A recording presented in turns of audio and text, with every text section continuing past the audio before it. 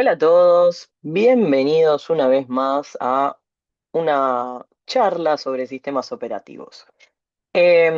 Hoy voy a hablar sobre gestión de memoria. Tenemos varias cosas a considerar acá en este tema, en el tema de gestión de memoria. Así que todavía no decidí si voy a hacer un solo video o si lo voy a separar en varios. Voy a ver según cómo se venga extendiendo lo que les voy a ir contando y ahí voy a decidir si lo voy a fragmentar o no. Pero en principio, para hablar de gestión de memoria, tenemos que hablar de varias cosas, o mínimamente tenemos que recapitular sobre temas que ya se han visto en arquitectura de computadoras o incluso eh, temas que hemos visto al principio de sistemas operativos. ¿Por qué? Bueno, cuando nosotros hablamos de gestión de memoria, no estamos hablando solamente de memoria RAM, estamos hablando de varios componentes que pueden estar involucrados, de los cuales, bueno, tenemos una pirámide que podemos mencionar sobre memoria, que vale la pena recordar y en la cual, bueno, va a estar implicado tanto los registros, la memoria caché, la memoria RAM, los discos y todo lo que sean dispositivos que nos permitan almacenar información. Hagamos una recapitulación de cómo funciona una PC, más allá de que, bueno, obviamente necesito un sistema operativo para poder coordinar todo el proceso y demás, pero hagamos una pequeña recapitulación de cómo funciona una PC desde más atrás, desde partir de lo que son arquitectura de computadoras. Nosotros sabemos que la memoria, cuanto más cerca del procesador está, más rápida es. Eso quiere decir que la memoria más rápida que podemos encontrar adentro de una PC está compuesta por los registros, que son los que están dentro del propio procesador. Sabemos que según el tipo de procesador vamos a tener diferentes tipos y cantidades de registros. Nosotros estuvimos trabajando en líneas generales en base a procesadores viejos, no por un tema de que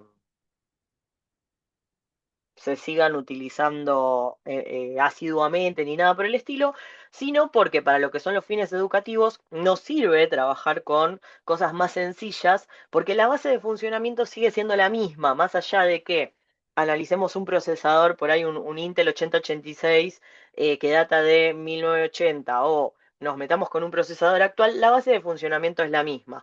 Sí va a variar en tener varios núcleos o no, con lo cual vamos a tener varios IP, vamos a tener eh, varios juegos de registros y demás, pero el funcionamiento de cada núcleo va a ser el mismo que si analizamos la plaqueta del 85. Entonces, sabemos que la memoria más rápida va a estar compuesta por los registros, que son los que están dentro del propio procesador. Sabemos que a eso le sigue la memoria caché, o sea, si no se lo recuerdan, vamos a hacer acá una pequeña recapitulación. Sabemos que la memoria caché es esa porcioncita de memoria que va a hacer que el procesador se conecte con ella y ella va a ser la encargada mediante un manejador, mediante un dispositivo, de acceder a la memoria RAM para poder traer todo lo que tenga ahí almacenado y que yo necesite de mi proceso. Sabemos que a lo que le sigue, bueno, de hecho la memoria caché también sabemos que tenemos diferentes niveles y no lo sabemos, ahora lo saben. Hay varios niveles y estos niveles también permiten que haya distinta velocidad de memoria caché. Cuando vamos a ver los tipos de memorias físicas que contamos, van a ver que en memoria caché tenemos también diferentes velocidades y que obviamente siempre las diferentes velocidades, tamaños y demás van a estar condicionadas por precio. O sea, siempre hay un equilibrio entre prestaciones y precio que hacen que nuestra máquina esté compuesta de determinada manera. Ustedes me podrían decir, eh, pero entonces, si los registros son la memoria más rápida, ¿por qué no trabajamos netamente con registros? Bueno, porque los registros son rápidos porque están conectados directamente al procesador. Entonces eso ya hace que no haya una latencia, hace que esté todo interconectado de una manera tal que se acceda rápido. Pero también porque son pocos. Entonces ya no tengo que hacer toda una navegación entre medio de los dispositivos para poder acceder a los datos. Em, bueno, sabemos que entonces el procesador está conectado a la memoria caché y la memoria caché es la que se encarga de ir a buscar las cosas a RAM.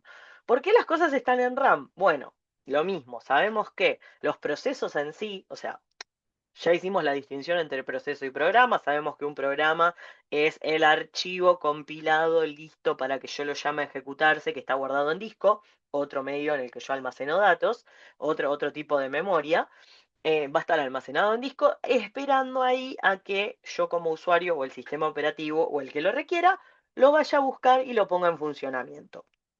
Cuando se pone en funcionamiento, cuando se ejecuta, ese momento en tiempo de ejecución es cuando se transforma en un proceso. Nosotros dijimos que cuando tenemos equipos que son mononúcleo, monoprocesador, no puede haber varios procesos trabajando en simultáneo. Sí puede haber varios programas, pero no varios procesos. ¿Por qué? Porque el proceso es lo que se está ejecutando en este instante. Dijimos también con esto que cuando nosotros trabajamos con distintos procesos, uno de esos procesos es el sistema operativo. El sistema operativo no está corriendo a la vez que los demás programas. Entonces, si es el que orquesta todo, tiene que tener alguna manera de poder saber lo que va a hacer ese programa o poder limitarle el acceso a ciertas cosas. Porque también vimos en algún momento modo protegido y sabemos que hay zonas a las que determinados programas no pueden acceder. Sabemos incluso que si hay varios procesos trabajando a la vez, va a haber memoria que va a estar usando un proceso, memoria que va a estar usando otro, y no queremos que eso se mezcle, por lo menos si no es algo que realmente tienen compartido. Entonces, todo esto tenemos que ver cómo se orquesta, cómo se maneja desde el sistema operativo y desde el procesador, que van a estar trabajando en conjunto. Cuando todavía no vimos en profundidad, pero si ya leyeron o saben algo de paginación, van a ver que hay un mecanismo mediante el cual el sistema operativo les deja unas ciertas tablas, una cierta información al procesador para que pueda ir chequeando si los distintos procesos que están en danza, ahí en manejo, pueden usar recursos, pueden, dónde están almacenados, etcétera. Pero bueno, esto también creo que despierta varios interrogantes, ¿no? Este tema de gestión de memoria no es tan inocente como suena. O sea, no es, bueno, sí, gestión de memoria, usa la memoria RAM, procesos, qué sé yo, nada más, sino que hay un montón de cosas para considerar y un montón de cosas que tenemos que tener en cuenta, siendo sistema operativo o procesador, para que todo funcione bien y no sea un caos. Em, Primero, sabemos que los procesos sí o sí tienen que cargarse en memoria RAM para ejecutarse. ¿Por qué?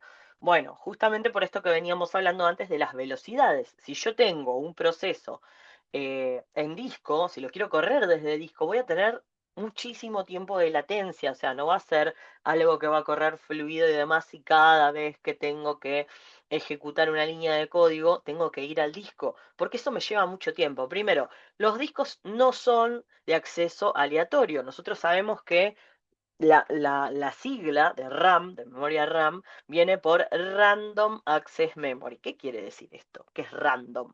O sea, la memoria eh, me va a dar cualquier posición al azar, yo voy a entrar a un lugar y no sé con qué me voy a encontrar. ¿Es sorpresa? No, no es sorpresa, sino que yo voy a poder acceder directamente a la posición a la que quiera en vez de tener que recorrer en forma secuencial toda la memoria. Los discos no funcionan de esta manera. Los discos funcionan de manera secuencial.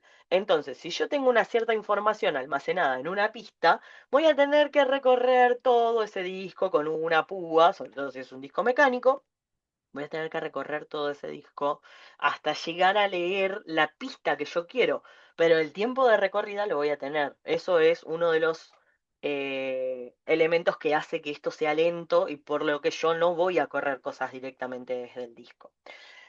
Ahora bien, yo sé que tengo una cierta memoria RAM, sé que cada vez tenemos más memoria RAM, pero acá viene algo que me parece interesante que lo reflexionemos, que es cuando nosotros compramos una compu, ¿no? Compramos una compu.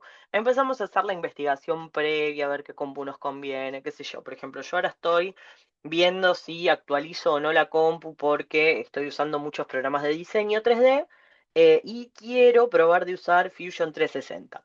Fusion 360 tiene la particularidad que es un software de diseño 3D paramétrico que además me permite hacer manejo de nube de puntos si estoy haciendo un escaneo 3D y quiero corregirlo. que además me permite hacer también diseño orgánico, o sea, podría hacer esculturas y demás, con lo cual es pesadísimo, o sea, tiene mucha parte gráfica, tiene muchos elementos pesados que voy a estar trabajando sobre un render 3D y tiene una contra gravísima, para mi punto de vista, que es que la mayoría del proceso lo carga sobre la CPU. Todavía no hemos hablado de GPU, sí se ha hablado del tema en otras materias, pero tiene una contra gravísima que es que todo el procesamiento lo hace la CPU, no está programado a multihilos y no está programado de manera tal que yo pueda trasladar toda la parte del render a la GPU. Entonces necesito una máquina repotente, ¿no? Digo, bueno, a ver, ¿qué necesito? Bueno, si yo quiero actualizar mi máquina para correr bien ese programa, necesito comprarme, no sé, una máquina que tenga 32 gigas de RAM, un procesador rápido, no sé, capaz de 4,5 GHz. Ya la GPU tanto no me interesa por ahí, pero bueno, que tenga en lo posible también para correr otros programas. Pero bueno, si me centro en ese soft, yo con una compu que tenga un procesador potente y buena cantidad de memoria RAM, ya estoy. Ahora digo yo, ¿por qué me estoy centrando solamente en ese programa que sería como el problemático? Y no estoy diciendo, ok, bueno, pero cuando yo use Fusion, a la vez voy a estar escuchando música, porque me encanta diseñar escuchando música. Entonces voy a poner Spotify. Y a la vez voy a correr un navegador, un Chrome probablemente, porque como todavía no estoy tan ducha con Fusion, porque tengo muchos años de experiencia en Solid, entonces es muy probable que necesite consultar cosas y bueno, lo más rápido de todo es ChatGPT abierto ahí al costadito, consultarle las herramientas y demás que quiero usar. Entonces, si yo no voy a estar usando solo Fusion, voy a estar usando Fusion, Spotify y Chrome a la vez, ¿por qué no hago la suma de la memoria que necesito para correr los tres programas en vez de solamente centrarme en el que más recursos en principio me está consumiendo? Si en realidad yo voy a estar consumiendo en la suma de todos. ¿Qué está pasando ahí? O sea, ¿se pusieron a pensar alguna vez, alguno hizo alguna vez un cálculo en el que diga, ok, yo quiero correr estos 10 programas, sé que siempre van a estar en simultáneo, pero a la vez capaz voy a correr alguna cosa más que todavía no sé, así que quiero estar holgado, necesito 128 gigas de RAM, por ejemplo, ¿no? No, la realidad es que nosotros nos fijamos en un programa, en el que más consume, y nuestra decisión de compra siempre va a ser un poquito más que eso, pero vamos a estar con uno solo. ¿Y por qué hacemos esto? O sea, me pregunto y se los pregunto, ¿no? Bueno, esta pregunta me surgió hace unos años justamente en el marco de ir armando materias ahí de tanto de arquitectura de computadoras como de sistemas operativos, y me pareció un buen interrogante para introducir el tema de memoria virtual. Entonces, ya que voy a empezar a hablar de segmentación, paginación, memoria virtual, ahora sí voy a compartirles algunas imágenes que me parecen interesantes para poder expresar mejor este tema y sobre todo para que se entienda también la parte de lo que son algoritmos de reemplazo y demás, considerando que nosotros estamos trabajando con una memoria que es finita y que probablemente va a ser más chica de la memoria con la que trabajamos todo el tiempo, ¿sí? Así que voy a compartir pantalla. Perdón. Ahí va. Voy a comenzar la presentación y vamos a empezar. Ahí va. Ahí está. Y vamos a empezar a revisar algunos conceptos que me parece que son bastante interesantes eh, a lo que es el funcionamiento de la computadora, ¿no? Más allá de, bueno, obviamente que esto es fundamental para que funcione el sistema operativo. Pero ¿cuál es el concepto de memoria virtual? O sea, tal vez ustedes trabajaron con, eh, bueno, ya estuvieron trabajando con Linux, obviamente, y tuvieron que hacer una cierta partición de disco en la cual tuvieron que dejar cierta información, en la cual tuvieron que setear de determinada manera las particiones para poder trabajar, y tuvieron que dejar una unidad especial que tiene que ver con esto de la memoria virtual, o sea, es una partición en el disco que en realidad se va a usar como un pedazo de memoria. Y vamos a analizar esto seriamente, porque si yo hace un rato dije, no, el disco es re lento, qué sé yo, ¿cómo puede ser que ahora les estoy diciendo que hay un pedazo de disco que probablemente se use como memoria? Entonces, arranquemos a analizar un par de cosas acá Sobre todo veamos un poco lo que son las definiciones. Antes de meternos de lleno con memoria virtual, les voy a contar otra parte que tiene que ver con eh, segmentación y paginación. No hace falta mucho mostrar gráficos porque probablemente esto sea un repaso, ya lo hayan visto en arquitectura de computadoras, hayan mínimamente escuchado. Seguramente escucharon hablar de el paginado, la unidad de paginación. Segmentación es muy probable que hayan escuchado, perdón, es muy probable que hayan escuchado si hace rato que vienen en la informática. Y probablemente se acuerden, si es así, que en sistemas operativos viejos, a ver, hasta DOS seguro, ya no sé, Windows 95 en adelante no recuerdo haberlo hecho, pero en DOS seguro, em, cada una cantidad de tiempo había que defragmentar las unidades, ¿sí? O sea, las unidades se fragmentaban. ¿Qué quería decir esto? Bueno, yo podía instalar un programa, instalar otro programa más, desinstalar uno, instalar otro y así. Y lo que pasaba era que cada vez que yo borraba un programa, no se usaba ese espacio que había quedado liberado para instalar ahí otro programa, sino que se iba instalando al final. Siempre a lo último que se había grabado se iba instalando un programa nuevo. ¿Qué pasaba con esto? Llegaba un momento que tal vez yo había borrado un montón de programas y había instalado un montón de programas nuevos y me quedaba sin espacio en disco. Y era como, pero no puede ser, porque en realidad cuando yo miraba el espacio ocupado, tenía la mitad del disco libre, claro, pero ese espacio había quedado suelto entre medio de los programas que yo había instalado. Entonces, en esa situación lo que había que hacer era eh, defragmentar el disco para poder agarrar todos los cachitos, digamos, de espacio que yo tenía ocupados y será comprimirlos todos, llevarlos, ordenarlos a el principio del disco y que me quedara realmente todo el espacio libre junto. ¿Por qué? Bueno, porque también me podía pasar que yo había desinstalado un programa, instalaba otro, pero el otro que instalaba me quedaba, no me alcanzaba el espacio de un programa que yo había sacado para meter otro. Entonces necesitaba reorganizar eso para poder trabajar de esa manera. Eso después con el tiempo se pasó a hacer de forma automática. O sea, hoy en día ustedes no hacen una fragmentación del disco, sino que el disco se optimiza solo. ¿Por qué vengo a mencionar esto? Bueno, en un primer momento no existía el modo protegido en la computadora, o sea, cualquier programa, cualquier proceso, cualquier cosa que estuviera pasando en la computadora, podía tener acceso a todo. O sea, yo no tenía manera, como sistema operativo ni como procesador, de limitar. Entonces, lo que pasaba era que cualquier programa, si estaba mal hecho, se podía meter en el espacio de programa de otro y hacer lío. Entonces, en algún momento surgió la necesidad de ordenar esto, de no dejar que el sistema acceda a lo que sea, que el proceso acceda a lo que sea, sino decir, bueno, pará, ¿qué estoy haciendo ahora? A ver, esta fracción de memoria yo quiero que sea de solo lectura, porque es un segmento de código, y el código en ejecución claramente no se modifica. Así que necesito que esto sea solo lectura. Esta otra parte necesito que sea lectura y escritura porque son justamente eh, el espacio donde tengo las variables y necesito poder modificarlo. Entonces necesito que sea lectura y escritura. Estos son los periféricos, pero yo no sé, si estoy trabajando con un editor de texto, no le voy a dar permiso al micrófono y a los parlantes, le voy a dar solamente permiso al teclado y el mouse. Y a la impresora, por ejemplo. Entonces, cada proceso fue teniendo, de esa manera se fue configurando como, bueno, ok, le voy a dar ciertos permisos a ciertas cosas, no a todo. ¿Cómo se hizo para lograr esto? Bueno, ahí surgió lo que es el concepto de segmentación y luego más tarde paginación. ¿Qué es la segmentación? Bueno, básicamente es dividir a la memoria en segmentos que son de espacio variable, de tamaño variable. Entonces, si un proceso me dice, che, necesito 3 gigas de tu espacio, ok, listo, toma 3 gigas. Bien, otro proceso me dice, necesito 2 megas, ok, toma 2 megas.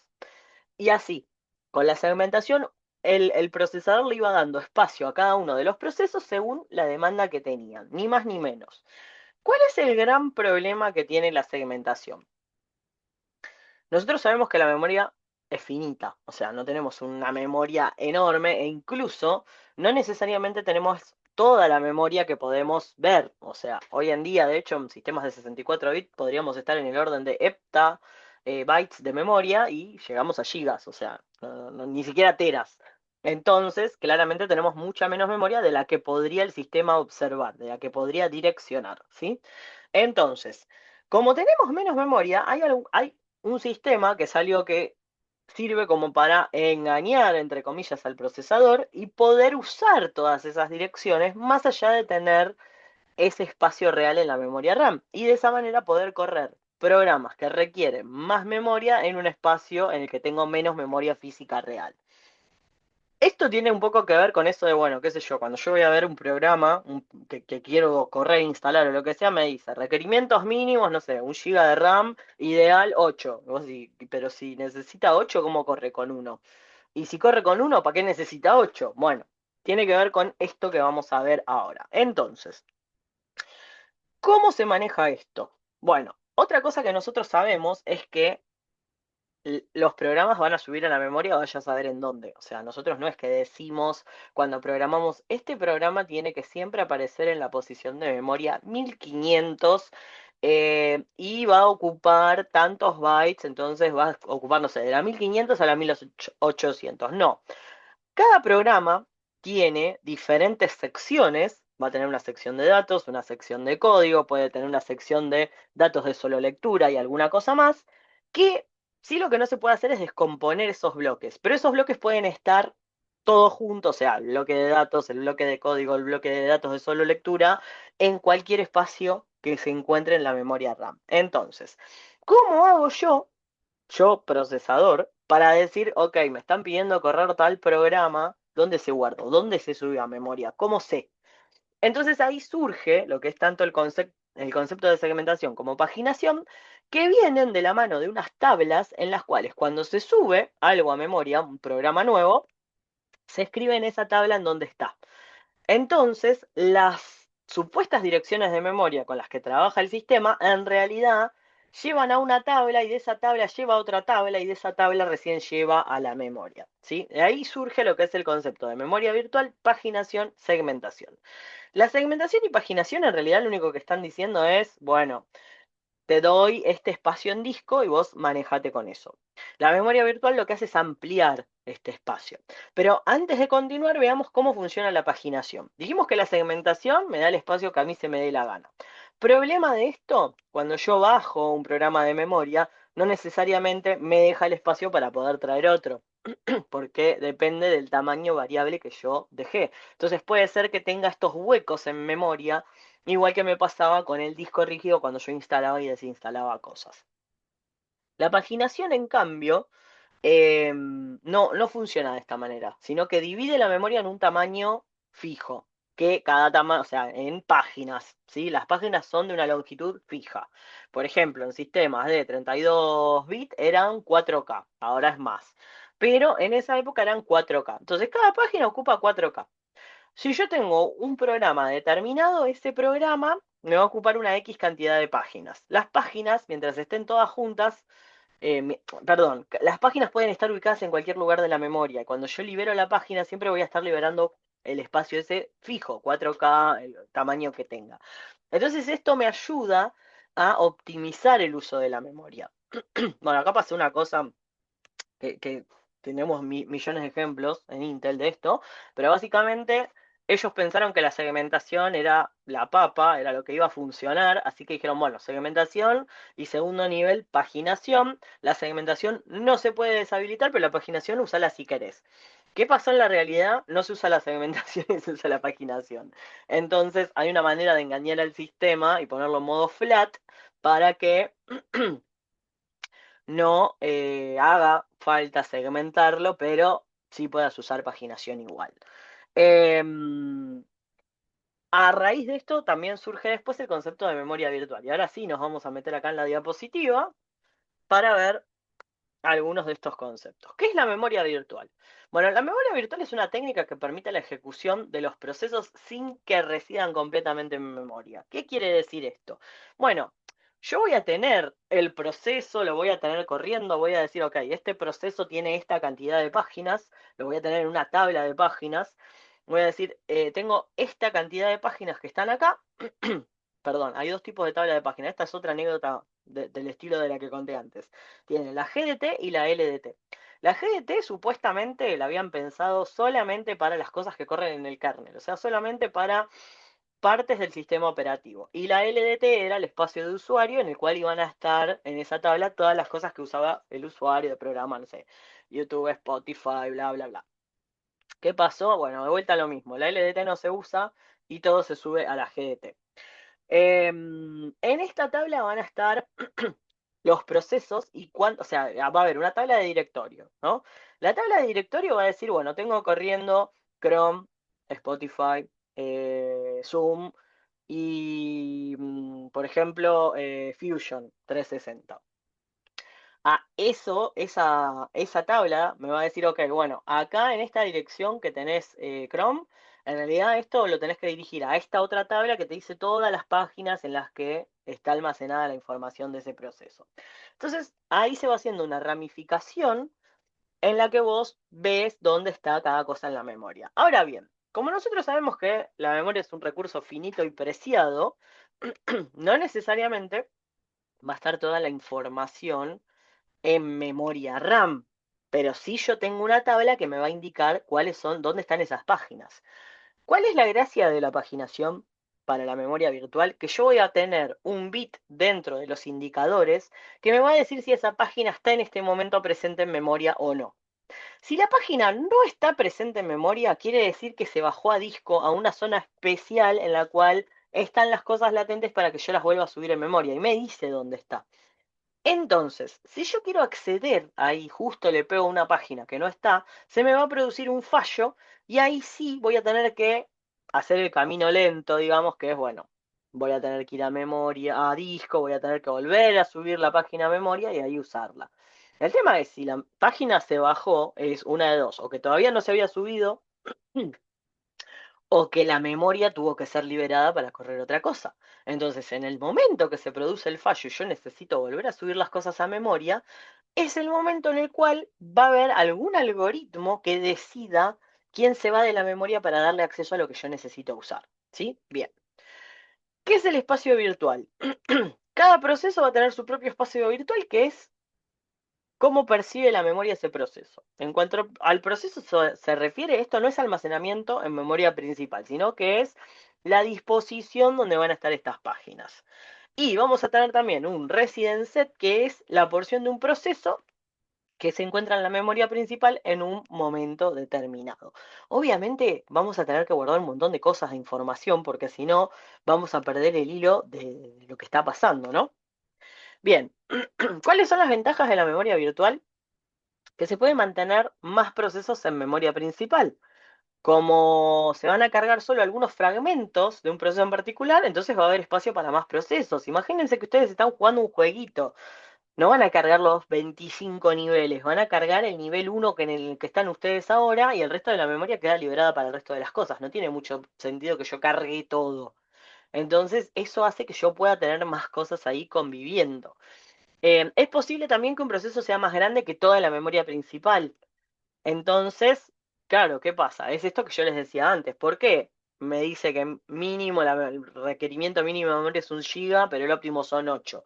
Bueno, porque voy a tener esos 7 GB que en realidad estaría genial que estuvieran en memoria, pero los voy a tener en páginas, en disco. Entonces, a medida que yo vaya necesitando distintas cosas, se va a hacer el swap, va a ser más lento, pero lo voy a poder correr igual. En cambio, en la situación en la que yo necesito cargar el proceso completo, si no existiera la memoria virtual, no puedo usar el programa directamente, ¿sí? Bien, vamos a lo interesante. Esto que vemos acá tiene que ver con cuál es el formato de la dirección de la página en sí. Vamos a tener, eh, más allá de la dirección en sí que vemos acá, en este caso, bueno, son páginas, la dirección de una página, de un marco de página de 4K. Vamos a tener después otros bits que van a ser específicos de ciertas cuestiones. Fíjense, para empezar, que vamos, la dirección va a tener dos. renglones. O sea que la dirección en sí, el formato este, va a tener no 32, sino 64 bits. ¿Por qué? Porque más allá de la dirección voy a necesitar ciertos bits para setear cosas. Por ejemplo, el D, que es el bit dirty, lo que me va a indicar es si se hizo un cambio ahí y necesito volver a cargar o no. Voy a tener otros bits, el P, que es el de presente, de si realmente estoy o no en memoria, si la página está en memoria principal o no, que es el bit de presencia. Voy a tener también, perdí el mouse acá, bien. Voy a tener también, por ejemplo, si esto es de solo lectura o si me permite escritura. Voy a tener un montón de bits acá que me van a indicar si alguien puede acceder o no, si puedo escribir, todo lo que puedo hacer con esas posiciones de memoria. ¿Cómo funciona esto? Bueno, básicamente yo voy a entrar desde mi programa con lo que es una dirección virtual que va a estar compuesta de dos partes principalmente. Una va a ser el número de página y la otra va a ser el desplazamiento. O sea, dentro de la página yo tengo que acceder a un bit en particular. Entonces, necesito saber adentro de esos 4K que tiene la página qué renglón tengo que acceder. Entonces, por un lado esto se va a descomponer entre lo que es el número de página y el desplazamiento. El número de página va a ir a la tabla en cuestión. Fíjense que yo voy a tener primero un registro que me va a decir dónde arranca la tabla de páginas.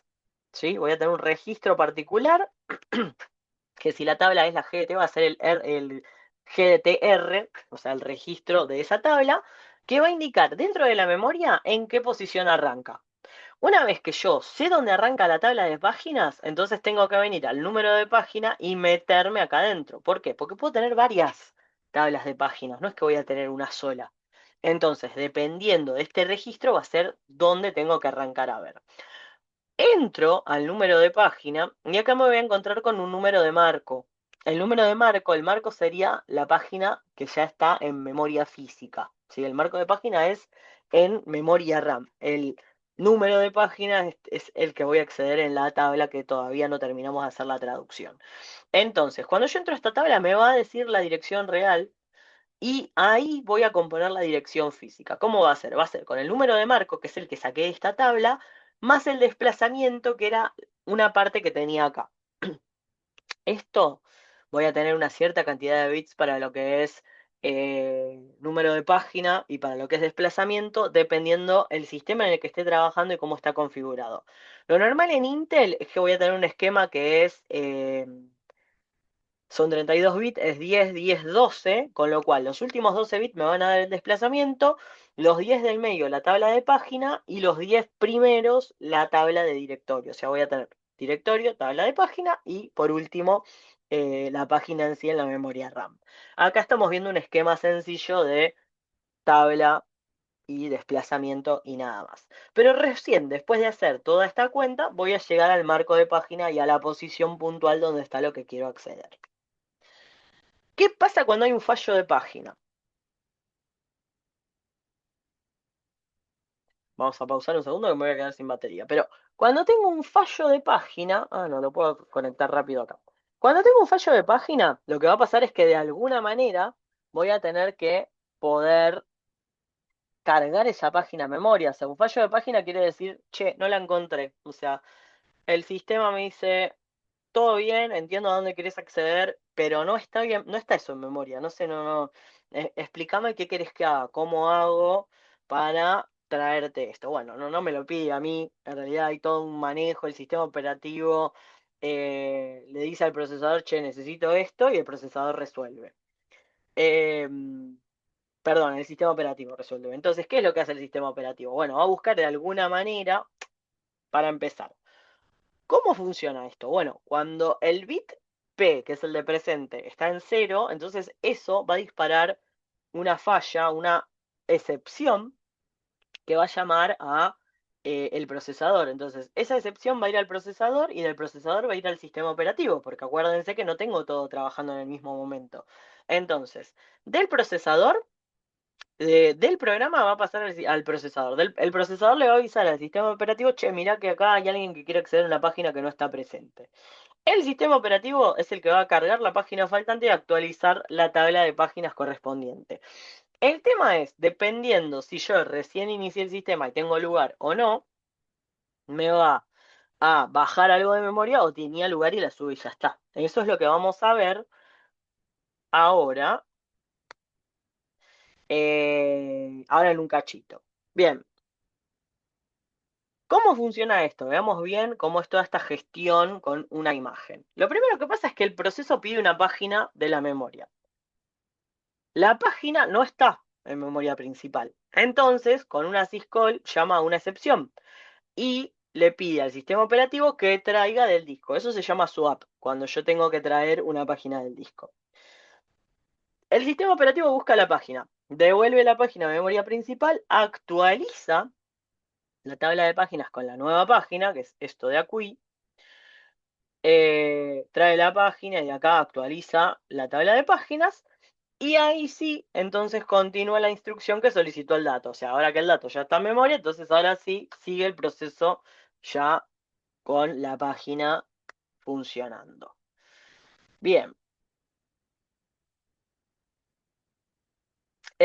bueno, tenemos lo que son los TLB, que ya los mencionamos con anterioridad, que lo que hacen es dejar en buffer las últimas traducciones de páginas, entonces así se pueden llevar de una manera más rápida.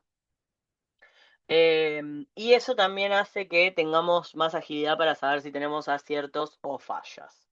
Quiero ver, bueno, esto que vemos acá no es ni más ni menos que el,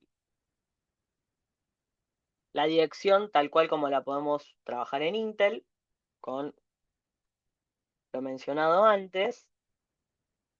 No me voy a detener acá.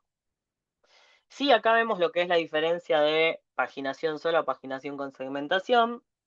Normalmente eh, la segmentación es visible para el programador y la paginación es invisible, pero la realidad es que la segmentación, no me voy a detener en segmentación porque en la actualidad no se usa. Hace rato que quedó relegada y se usa solamente paginación.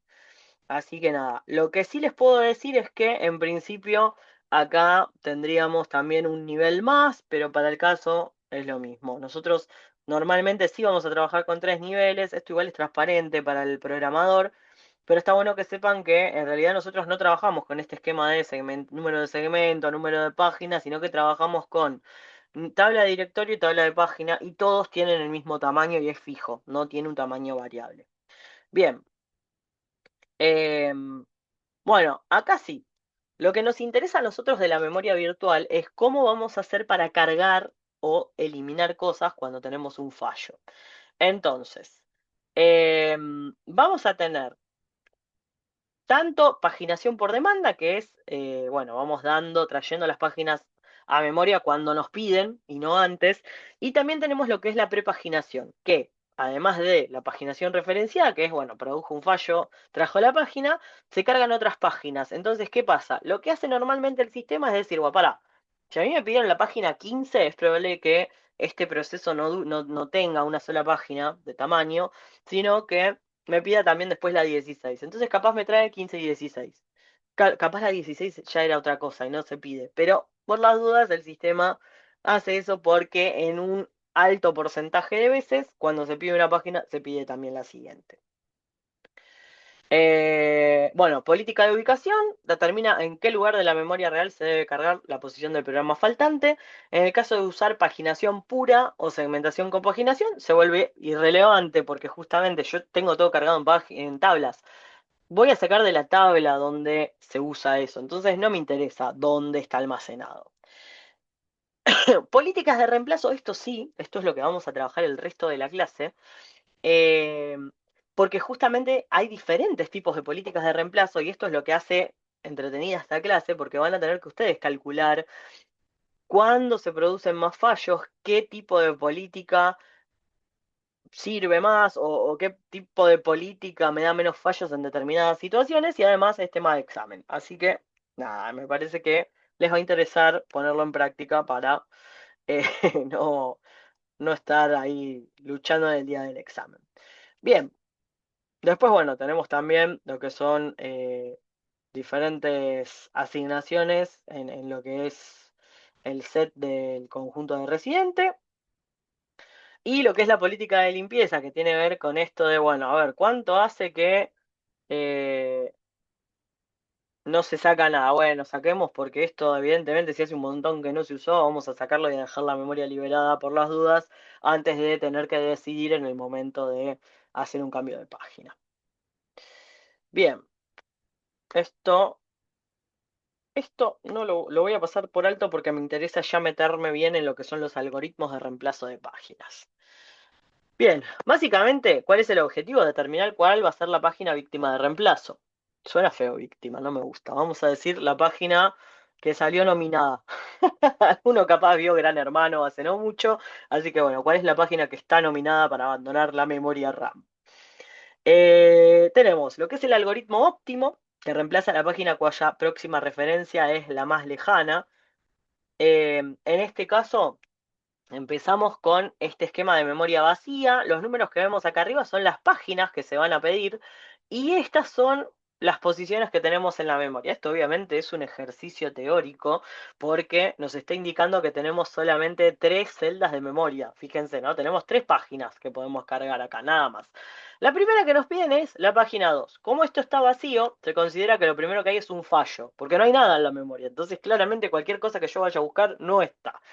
Como hay un fallo, se carga la página de memoria, pero se indica que tuve un fallo. Siguiente, me pide la 3.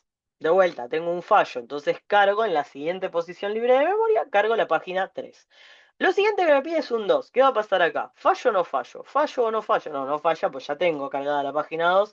Tampoco cambia la memoria, no tengo que agregar nada. Entonces ahí hay un acierto, pero no, no pasa nada. Después me pide la página 1, que no la tenía y todavía tenía un lugar. Entonces, listo, cargo la página 1. Ahora me pide la 5. Y acá viene la cuestión. ¿Qué página se va a ir si me está pidiendo que cargue la página 5? Como este es el algoritmo óptimo, tiene que hacer una pasada por cómo sigue el pedido de páginas y en principio se tendría que ir la página 1, que es la última que ingresó, pero no porque sea la última que ingresó, sino porque no me la está pidiendo más. Veamos si es verdad. Justamente, esa es la página que en principio no está más, no la veo acá en los próximos pedidos. Entonces me elimina la 5 e ingresa perdón, me elimina la 1 e ingresa la 5. Ahora me pide de vuelta la 2. La 2 ya estaba cargada, entonces no produce un fallo. Me pide la 4. ¿Qué página me va a reemplazar ahora? La 2, porque fíjense que yo tengo cargada la 2, la 3 y la 5. La 5 va a ser la que viene después de la 4. La 3 va a ser la que viene después de la 5. Entonces, la 2 me la vuelve a pedir, pero más lejos de las otras. Entonces, Tuki, saco la 2 y pongo la 4. Me pide la 5 que ya la tengo, la 3 que ya la tengo, y ahora para poner la 2 debería reemplazar, fíjense que ahora ya es indistinto, puede ser la 4 o la 3. Entonces, la primera que encuentra, que es la que no se vuelve a usar, es la 4 y decide reemplazar la 4.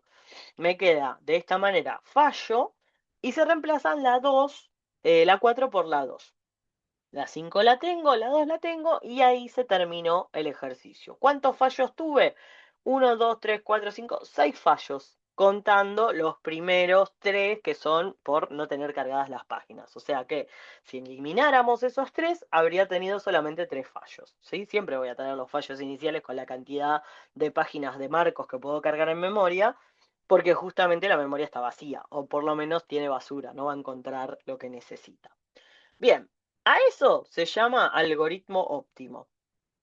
Algoritmo FIFO. Va a ser la primera página first in, first out, ¿sí? O sea, FIFO viene de esa sigla. La primera página que ingresó va a ser la seleccionada para el reemplazo. No me importa si es la siguiente que tengo que usar. La primera que entró es la primera que sale. Así de simple. Bien, si tengo esta cadena de procesos, veamos cómo lo vamos a resolver. Tenemos primero un fallo, se carga la página 2, otro fallo, se carga la página 3. Fíjense que es exactamente el mismo que teníamos antes, que habíamos tenido 6 fallos. Vamos a ver con este. Sigo, la 2 ya la tenía cargada, cargo la 1 después de que se produce un fallo y ahora voy a reemplazar el 2, porque es el primero que entró. Entonces reemplazo el 2 por el 5. El tema es que ahora me pide el 2, entonces ya otra vez tengo un fallo. Pero como el 5 ahora no fue el último el primero que entró, el que me queda ahora como primero ingresado es el 3, el más antiguo, entonces reemplaza el 3, habiendo generado de vuelta un fallo.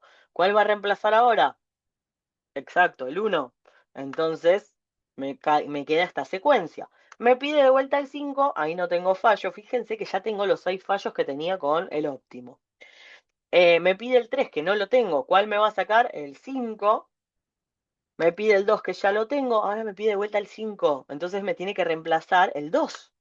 Me reemplaza el 2 por el 5 y me pide de vuelta el 2. O sea que me genera otro fallo más. Conclusión, tuve 9 fallos. O sea, tremendo. Perdí un montón de tiempo en comparación a lo que hubiera sido si usaba el algoritmo de reemplazo óptimo. Bien. La anomalía de Bilady, que es una consecuencia de agregar más memoria RAM al utilizar la política de reemplazo FIFO, vamos a ver cómo funciona, me dice que es una situación en la que un algoritmo de reemplazo de páginas produce más fallos de página cuando el proceso posee más marcos de página asignados. Entonces, fíjense que en este caso, en vez de tener 3 marcos, tengo 4. Eh, Claramente ya voy a arrancar con 4 fallos por tener más marcos de página, o sea, eso ya me suma. Acá no falla, acá tampoco, acá sí falla y me reemplaza el primero porque la base del algoritmo FIFO. Me vuelve a fallar acá porque tiene que agregar el 0. Otra vez acá y fíjense que ahí me va arrastrando y termino con 10 fallos. En vez de 9, o sea, agregué uno más ya de por sí porque estaba trabajando con más memoria. Entonces, al tener 4 en vez de 3 inicial, era esperable que la falla sea uno más. Igual no es el mismo recorrido de números, así que podía ser cualquier cosa. Bien, el least recently used, que sería eh, el que se usó con menos frecuencia, ¿no? Bien, veamos. Cargamos el 2, cargamos el 3, volvemos a usar el 2, cargamos el 1. Hasta acá, el 2 se usó 2 veces y los otros 2 se usaron una. Tengo que cargar el 5. ¿Cuál voy a reemplazar? Y probablemente el 3 porque va a ser el primero que voy a encontrar que no se usó con tanta frecuencia. El 2 sí, porque se usó 2 veces. Reemplazo el 3 por el 5. Me da fallo, bueno, obviamente. Uso el 2 que ya estaba cargado. Ahora debería reemplazar el 1. ¿Sí? Podría reemplazar también el 5 si cualquiera de los dos se usó una sola vez. Pero en la cantidad de veces que llevamos usado, el que menos se usó, o sea, el que hace más que está cargado y menos se usó es el 1. Entonces reemplaza el 1. Vuelvo a usar el 5, viene el 3. ¿Cuál voy a reemplazar ahora? El 2, porque es el que más tiempo hace que no se usa. Entonces reemplazo el 2 por el 3, me pide el 2. Reemplazo el 4, porque de vuelta es el que más hace que no se usa. El 5 ya se había usado antes. Reemplaza el 4, ahora me pide el 5 que ya lo tenía y el 2 que ya lo tenía. ¿Cuántos fallos me produjo? 7. Tengo 7 fallos de página. O sea, este funcionó mejor que el FIFO. ¿Sí? Bien.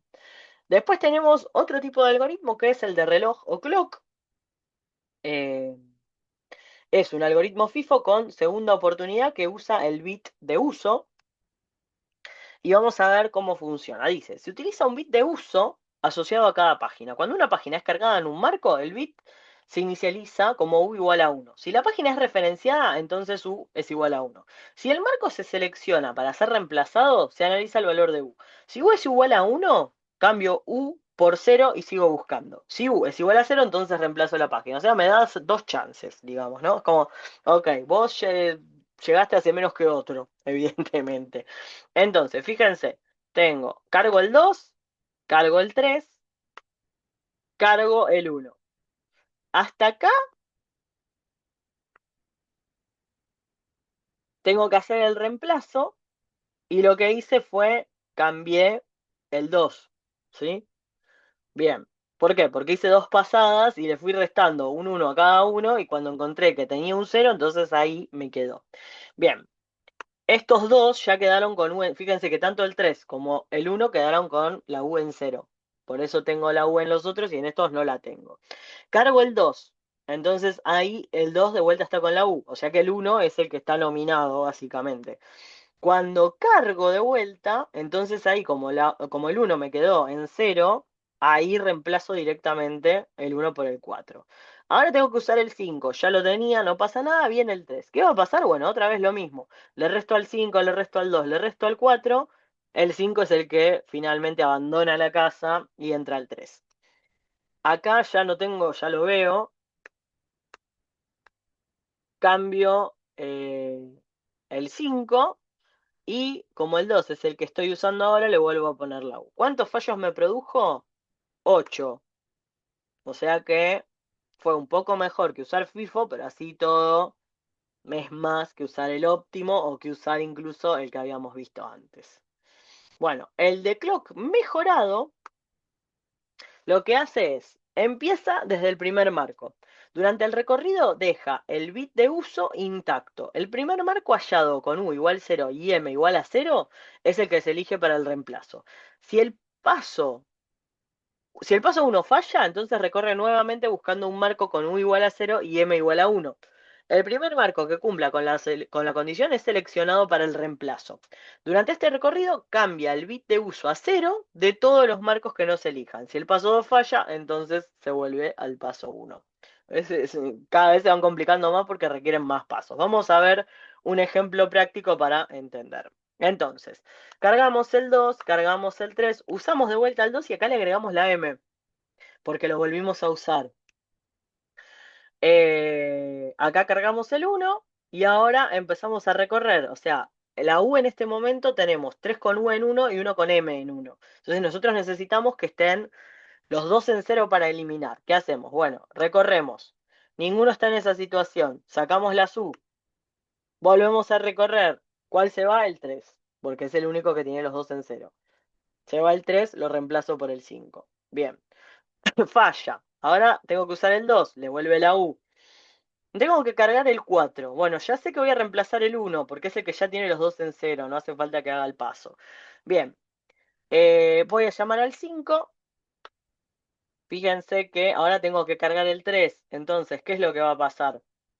Va a sacar el 5, porque no tenía M. No volvió a pasar después de que ya pasó. Carga el 3, el 2 que ya lo tenía, le vuelve la U. El 5, fíjense que en principio ahora el que se me debería ir, a ver, es el 3.